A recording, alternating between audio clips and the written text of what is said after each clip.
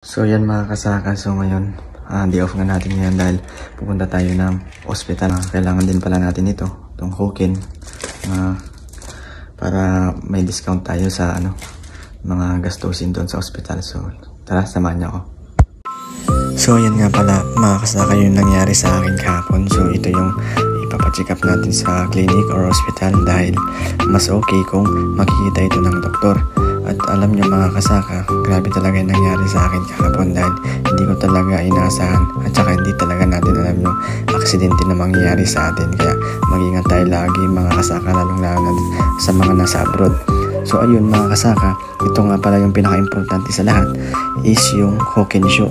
So kailangan bago tayo pumunta ng ospital, huwag natin kalimutan ito dahil importante ito at ito yung makakatulong sa atin para makakuha tayo ng mga discount sa mga bills sa hospital. So hindi lang naman sa hospital, pwede rin ito sa mga dental clinic at sa mga iba pang mga clinic na pupuntahan natin. So ito yung pinaka-importante sa lahat mga kasaka. At binabayaran naman natin ito buwan-buwan, kaya magagamit natin ito pag meron mga hindi inaasang mangyari sa sarili natin.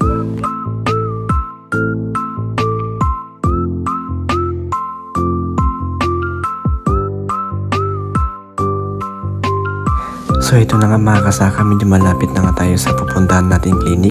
At kung mapapansin nyo dito, yung red na building na yan nga pala yung Philippine store or iba't ibang mga lahi, kaya pwede kayong bumili dyan sa Belta Foods.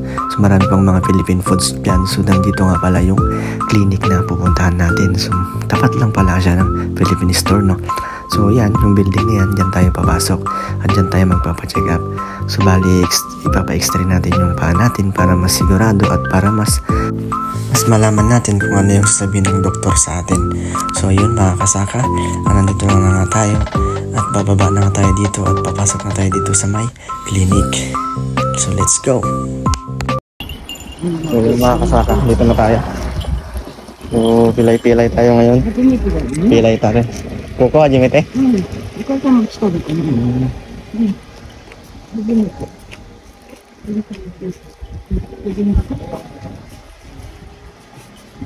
Ayan, papasok na tayo mga kasaka.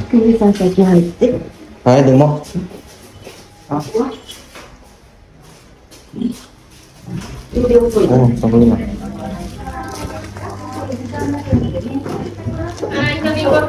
Kuriwa. So, iwan natin yung chinelas natin. Grabe dito, no? Tanggalin natin yung medyas.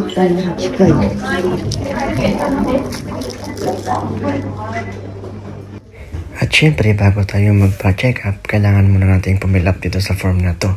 At dahil may hina tayo sa kanji, so si nanay na yung nagsulat. So, kung ako yan, hindi ko talaga siya mababasa dahil mahina talaga ako sa kanji. So, yan. So, sinusulat niya yung mga information ko. So, tinatanong na lang ako kung ano yung mga information na kailangan dito sa my form na ito. So, yan mga kasaka, nandito na nga tayo sa waiting area. Kung mapapansin nyo, grabe talaga ang mga Japanese. Talagang napakatahimik talaga sa lugar kahit saan ka mapunta. At ganyan talaga yung mga tao dito. At yan, nag-take din ako ng video kasama si nanay. Kung mapapansin nyo, yan, tulala si nanay. Parehas din pala sa Pilipinas dito sa Japan. Kasi yung mga clinic dito, parang ganyan din sa Pilipinas na talagang naghihintay din tayo at hinihintay yung tawag nila. At ito nga mga kasaka, isa-isang pumapasok doon sa room na yun kung sino man yung tinatawag nila. So yun, tinawag na nga ako doon at yun, hindi ko na na-take yung video sa pag-i-x-ray.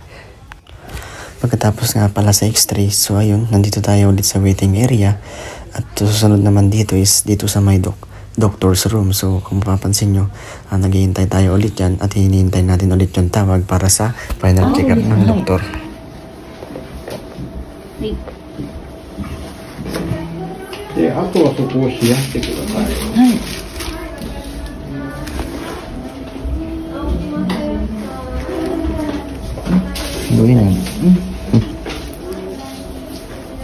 At yun mga kasaka, natapos din yung final check-up para kay Doc. So ayun, ayos naman ang naging resulta. So ngayon, nandito tayo ulit sa waiting area para sa payment. Ano man yung magiging bills natin, importante maging maayos po yung kalagayan natin dahil mahirap po yung buhay dito sa abroad, lalong-lalo pag mapabayaan natin yung sarili natin. Kaya kahit ano man yung mangyari sa atin, kailangan ipa-check up natin sa doktor. So ayan mga kasaka, kasalukuyang pauwi na kami dyan at palabas na nga kami. So masasabi ko lang sa inyo mga kasaka, salamat po sa inyong panonood. At sana wag niyo po sanang kalimutang paki-support po yung page ko para maka-upload pa tayo ng maraming video, lalong-lalo na sa mga nagiging experience ko dito sa may abroad, dito sa may bansang Japan.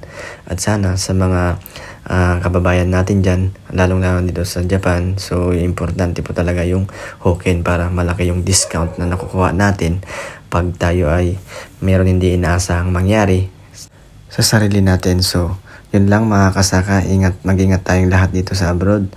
Huwag natin pabayaan yung sarili natin. So yun lang, thank you.